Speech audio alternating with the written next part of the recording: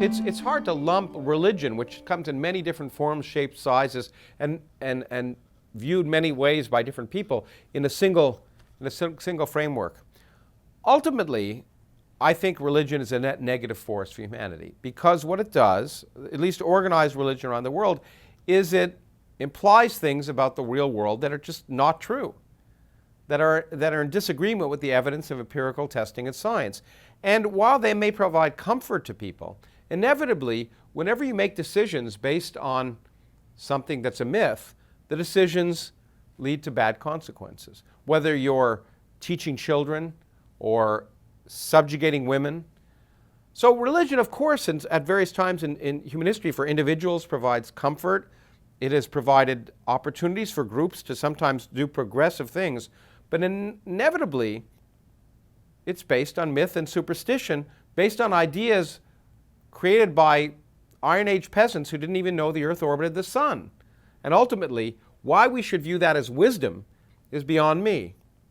The saddest part that's characteristic of everything, including the Quran, and I don't want to label just the Quran in this regard, because I think it's characteristic in the Old Testament and the New Testament and the Abrahamic religions, is the xenophobia that religion introduces. It's us versus them. We are absolutely right because we believe this or because we follow these traditions, and other people are absolutely wrong because they don't. And then the question is, what do you do to the people who are wrong because they're not part of your group? Well, in many cases, you kill them, or you ostracize them, or you send them to hell. No one mentions hell more than Jesus. Supposedly he was a loving Savior, but he uses the word hell more than anyone else in the Bible. So that's the same kind of xenophobia. In fact, it's worse in my mind. As my late friend Christopher Hitchens would say, Saddam Hussein only condemned his victims to violence and death until they died. What about a God who condemns you to eternal pain forever? Far worse than a Saddam Hussein in the sky. So I think the kind of xenophobia, the fact that people who don't conform are to be ostracized or killed, is prevalent in every religion, and I can understand it because these religions were based in some sense of preserving order within a tribe. They're all outgrowths of tribal behavior. To preserve order within a tribe, it's always us versus them. Here are rules that define you as a Christian or a Jew or a Muslim. You do those rules and you're distinguishable from the other, and the other is to be swept away. Now, in the current world, I think there's no doubt that right now, Islam is a source of more violence than a number of the other organized religions. It's not the unique source of violence, but I think the problem is just one of timing.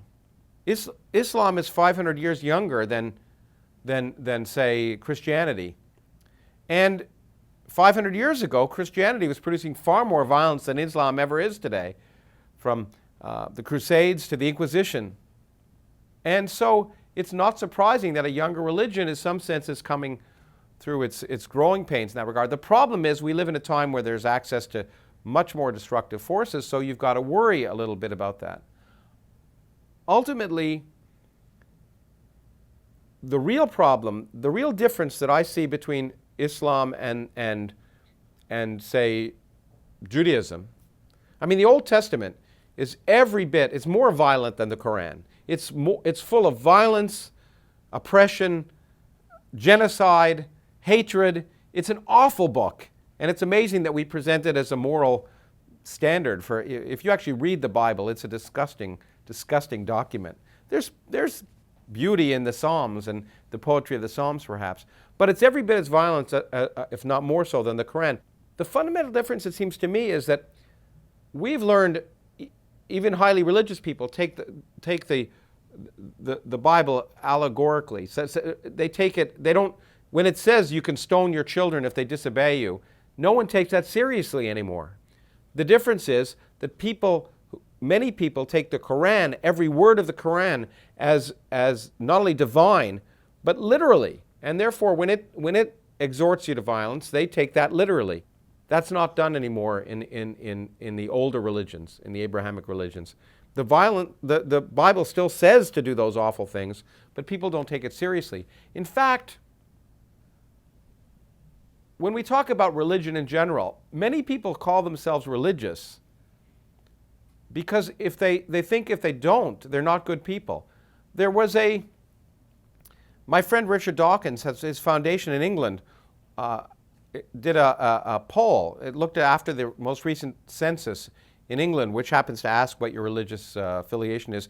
For the first time, only 53% of people said they were Christian, or about that number. But they took the people who listed Christian in the box and said, do you believe in the virgin birth? Do you believe in transubstantiation? Do you believe in and the whole list of things that are sort of standard parts of Christianity? Most of those people said no. And then they were asked, why did you check the tick that said you're Christian? And in the end, they said, we like to think of ourselves as good people. And that's what seems to me the thing that we have to overcome the most, is people recognizing that you can be a good person by accepting reality for what it is and questioning everything, including questioning the existence of God. There's nothing wrong with that.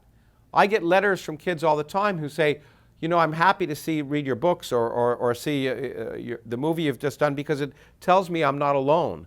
I'm not a bad person for questioning what my elders or pastor or teacher say. In fact, we should be encouraging our children to question everything. It's part of education.